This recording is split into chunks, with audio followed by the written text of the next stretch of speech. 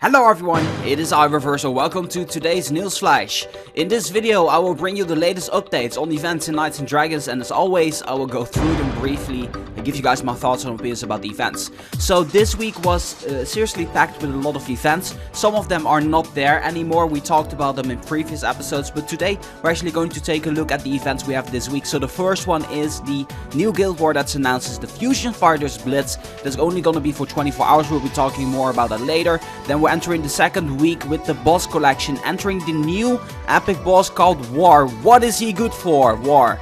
Very nice catchphrase there. And the last but definitely not least, we have another event. It is the Razer's Edge weekly tournament. So currently it is actually the 2nd of May, so that means that the Plague Brawlers Brawl tournament has actually ended. The epic of last week was the Arbor Vanguard, so let's actually take a look who the 3 champions of this week are. So coming in first place, we have Majestic is back. That's actually Mikey from Majestic Alliance, the GM. Congratulations on getting your Arbor Vanguard Plus. And then in second place, we have DW Barricade or something. I don't even know how to pronounce it. .TW Barricade with 730,000 points. Very nice in the second position there. The points are a lot this week. I think they were way more than the last Arbor Vanguard battle as far as I'm concerned. And then after that we have in third position CJ with almost 600,000 points. So these are the 3 champions this week who are going to get the Arbor Vanguard. And unfortunately for my case, I only went for this, I think 16,000 points tier, so that way I'm capable of getting some gems. And because of that, I only ranked to 23,000 in the arena, so I didn't really do all that well. So because of that, we're going to get our ribbon, going to get 4 silver keys, and we are going to get 6 gems. And this week's arena tournament is actually really very interesting. We're talking about Razer's Edge. Let's take a look here. We have a new epic, and some of you guys may not be familiar with this epic, but this is the Armor of the Devoted, and I am so happy that they put this one in. First of all, this epic looks absolutely stunning. I think it looks really great. The purplish, it's a spirit mono, so that means it's only a spirit element armor. But what I like about this armor is that barely anyone actually has it, because it's fairly outdated, because it's a war epic. It's still like on top of there, it's still better than a fusible epic in my opinion. The weapon looks actually really amazing. However, there are armors out there who actually look better these days, but I really like the way this one looks. It gives some sort of a futuristic kind of feel towards it, and I really like that. So yeah, with that being said, I'm very pleased that Gree actually stepped up their game here.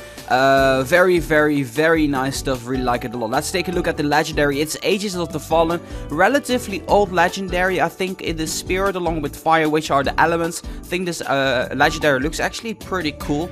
However, it really is fairly outdated. It was from the end of last year, around October, November, around there. So you can only, only if you want to get this, make sure you just fuse this away with something else, because if you compare it to these epic bosses that are coming out these days, this legendary is just not up to par there. And then after that oh wow, wait.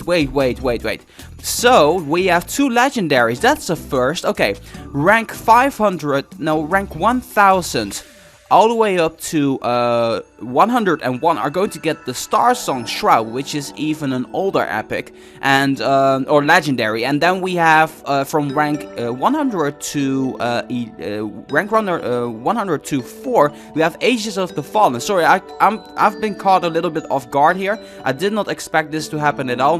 But the Star Song Shroud is always pretty nice because it's a spirit along with water. I believe you can fuse it away perfectly fine. And then after that, the ultra rare are the rock feathers. So these are the arena rewards for this week. Very nice stuff there. 2 different types of legendaries there, but also both just fusing material if you ask me.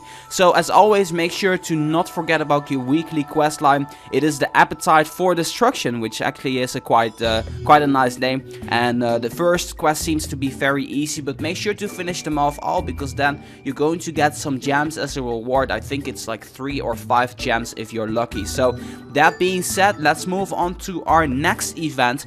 Our next event right now is actually the Guild War that's announced, the Guild War that's actually going to start on a Saturday. That doesn't happen all that often. Sometimes it does happen, sometimes it doesn't.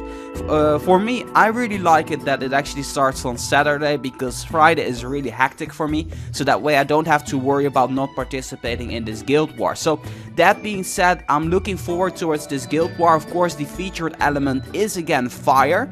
I'm very curious to see what the top guilds are going to do. My guild Incognito will be trying to aim for top 250. I'm pretty sure we'll be capable of getting that, because our members are more dedicated than ever. But with that being said, if you subscribe to my channel, you'll stay updated on the results of this Guild War, in which I'm going to compare last Fusion Boost War along with this Fusion Boost War, and see what the differences are and which are the new guilds and everything that are entering. So make sure you guys look forward to that, and I'll show you guys our battle history as well. So that should be quite interesting. So the last event of this week is going to be the epic boss. It's called War. What is he good for? Let's take a look what it actually is good for. So when we actually take a look at this epic boss, you can already tell it looks very impressive. This is the second Horseman of the Horsemen boss collection.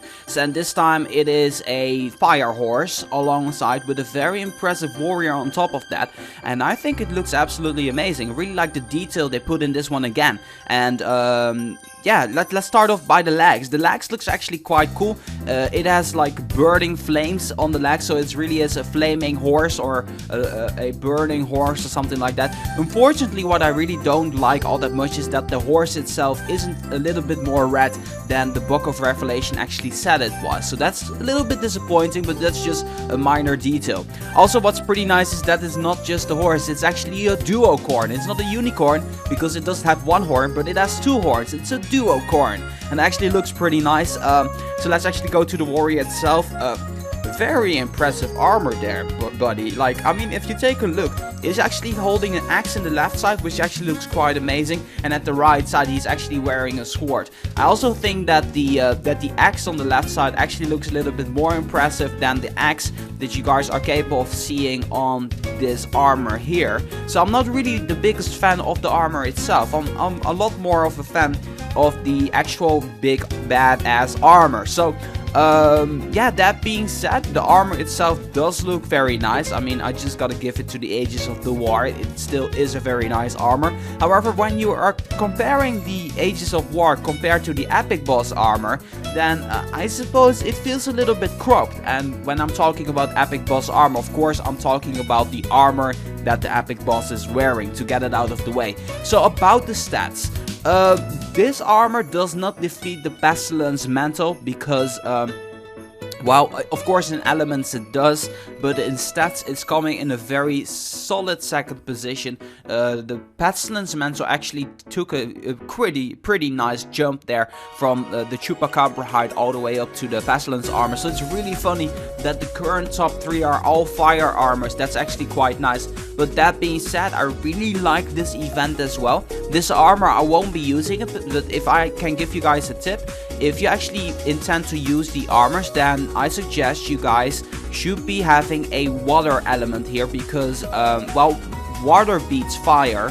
And if you're going to use the spirit against the earth, then you're gonna have to face fire, and you're going to have a lot of damage done against you. So if you have friends, make sure they are water focused, but of course you can always go for the nemesis. However, you gotta take into consideration that the nemesis can be quite expensive, as you have to get them out of the Dark Prince chest. So it might not be worth it, but if you actually do have friends out there who are going to use the nemesis, then make sure you guys add them and use them as much as you can, because they're going to be very helpful, especially for people who just started out playing the game.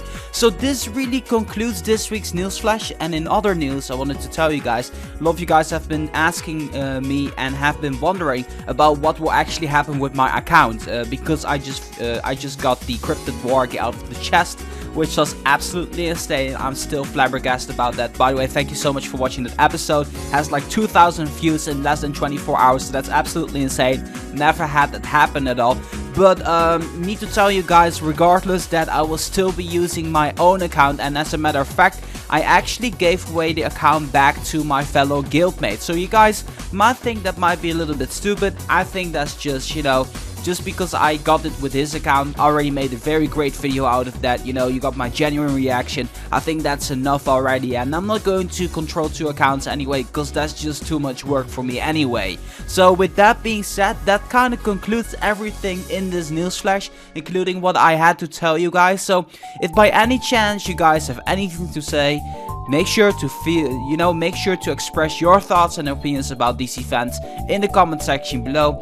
If you also have a question for me after this episode of Knights and Dragons News, you can always ask that question on ask.fm/reversalknd, and that way I'll be responding to them as soon as I can. If you happen to be even more interested to see more from me on Knights and Dragons, you can always follow me on Instagram or on Twitter, or you can just hit the like button on my official Facebook page. Links will be provided in the description of this video. And that's it for this week.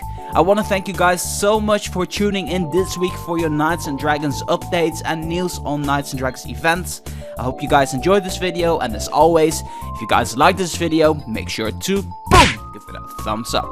I am Reversal, bringing you your weekly Knights and Dragons news. I'll be signing off, and I'll see you guys next week.